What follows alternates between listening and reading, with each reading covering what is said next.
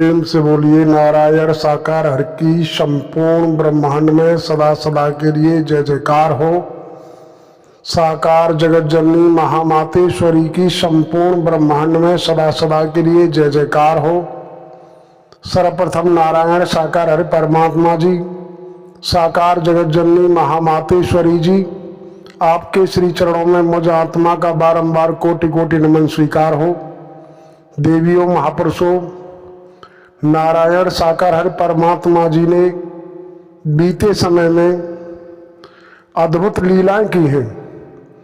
उन लीलाओं को कुछ चुनिंदा आत्माओं ने देखा, बहुत ही अद्भुत अवर्णनीय लीला थी।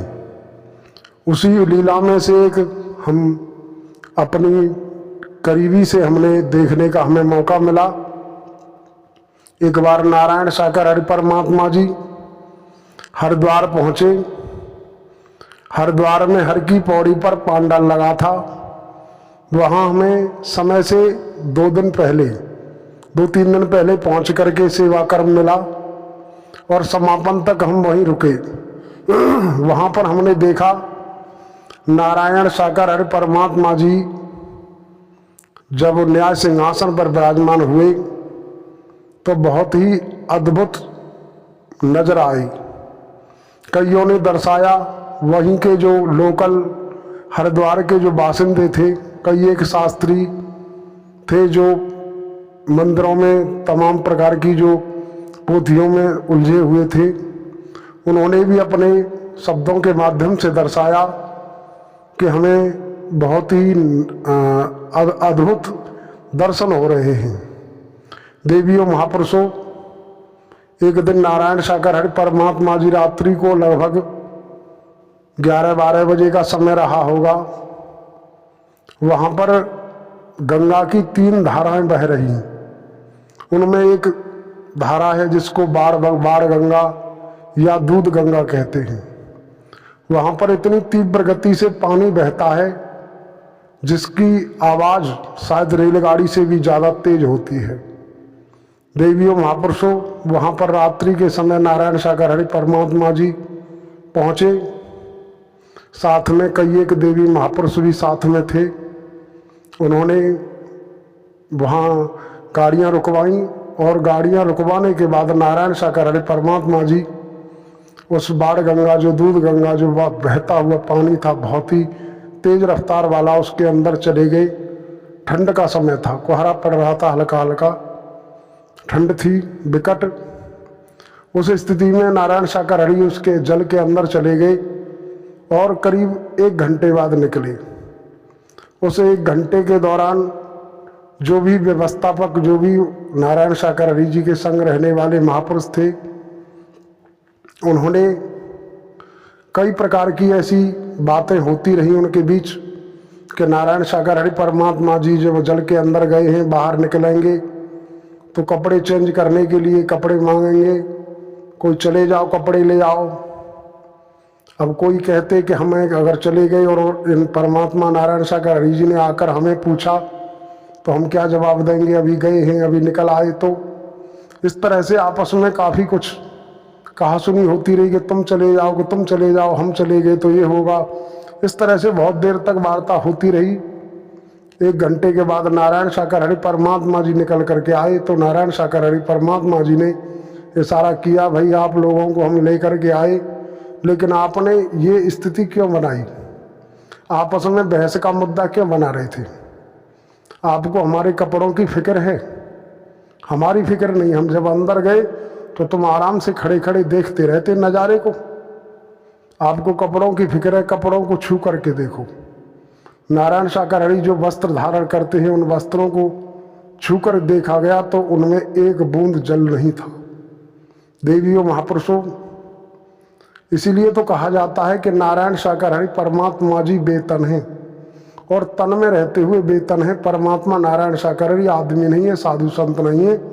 ये अजन्मा है, अविनाशी है। ये न जन्मते हैं न मरते हैं, हमेशा कायम धाम रहते हैं। इनका न आदि है न अंत है। इनके पास जो तन है, हमें आपको तन नजर आता है, लेकिन ये तन नहीं, दिव्य तन है। ये हाड़ मांस वाला पुतला नहीं है। ये इनकी लीला है कि कभी कभार हॉस्पिटल का सहारा लेते हैं। हॉस्पिटल का सहारा इसलिए लेते हैं कि कई एक देवी महापुरुष कर्म तो करना नहीं चाहते लेकिन दवाई छोड़ देते हैं। कहते हैं हमें तो परमात्मा ठीक करेंगे। परमात्मा क्यों ठीक करेंगे? परमात्मा नारायण सागर हरि जी जो सत्य की डगर पर चलने वाले देवी महापुरुषों का इस रूप में मार्गदर्शन करते हैं कि दवा का सहारा जब हम ले रहे हैं तो आप भी दवा का सहारा लो या फिर उतने कर्मशील बनो। लेकिन कर्मशील हम बनना नहीं चाहते, बाकी हम होड़ करते हैं हर किसी की कि परमात्मा देखेंगे। परमात्मा क्यों देखेंगे? हमने पहले से ही इतने पाप कर्म के इकट्ठे कर रखे हैं जिनके आधार पर हमारे जीवन में कष्ट पीड़ा परेशानियां आ रही हैं। और आज भी नारायण सागर हरि परमात्मा जी का वचन मानकर हम सेवा कर्म नहीं कर रहे और परमात्मा के भरोसे बीमारी बढ़ जाए, समाज संसार किस तरीके से उंगली उठाकर कहेगा कि तुमने तो उस परमात्मा पे भरोसा किया, उस बाबा पे भरोसा किया, लेकिन अब क्या हुआ तुम्हारे साथ। तो देवी महापुरुषों नारायण सागर हरि परमात्मा जी की लीलाएं हमने काफ़ी लीलाएं देखी हैं। हमने काफ़ी करीबी से इन परमात्मा नारायण सागर हरि जी का दर्शन दीदार किया है, ब्रह्मवाणी सुनी है। तो हमारा कहने का मतलब यही, आज की जो वृत्तांत दर्शाया, आज की जो लीला हमने देखी करीब से, वह आप देवी महापुरुषों के सम्मुख रखी है। इसी तरीके से तमाम रहमतें अनगिनत देवी महापुरुषों पर हुई हैं, लेकिन नारायण सागर हरि परमात्मा जी ने ये रहमतें क्यों की? इन रहमतों के पीछे का सबसे बड़ा राज यही है कि हम आपको पहचान हो कि आदमी नहीं हैं, ये नारायण सागर हरि साधु संत नहीं हैं। नारायण सागर हरि ब्रह्मांड के कुल मालिक हैं।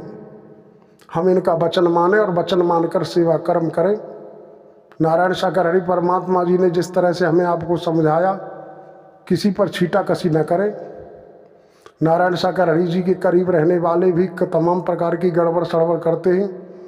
सब कुछ परमात्मा अंतर्यामी सब जानते हैं, लेकिन फिर भी किसी को रोकते टोकते नहीं, कह देते हैं भैया तू जितना करेगा, ढीला रस्सा कर दिया, जितना दौड़ लगाना है गड़बड़ गति में दौड़ेगा, गड़बड़ गति तरीके का मसाला मिलेगा, सद मार्ग के रास्ते पर दौड़ेगा तो उस रूप में मिलेगा। कहा जाता है कि तू चले एक पग तो मैं चलूँ 60, तू काठ का काठ है तो मैं लोहे की लाठ। सदमार्ग के रास्ते पर अगर एक कदम बढ़ाएंगे तो परमात्मा नारायण सागर हरि जी 60 कदम बढ़ कर के हमें गोद में उठा लेंगे। और अगर हम काठ के तरह खड़े हैं तो परमात्मा नारायण सागर हरि लोहे की लाठ की तरह खड़े हो जाते हैं। अब आपको हमें देखना है कि हमें क्या करना है क्या नहीं करना है। और इन्हीं शब्दों के साथ आप समस्त महापुरुष व देवियों के चरणों में नमन करते हुए हम अपने शब्दों को विराम लगाते हैं। प्रेम से बोलिए नारायण सागर हरि की संपूर्ण ब्रह्मांड में सदा सदा के लिए जय जयकार हो। साकार जगत जननी महामातेश्वरी की संपूर्ण ब्रह्मांड में सदा सदा के लिए जय जयकार हो।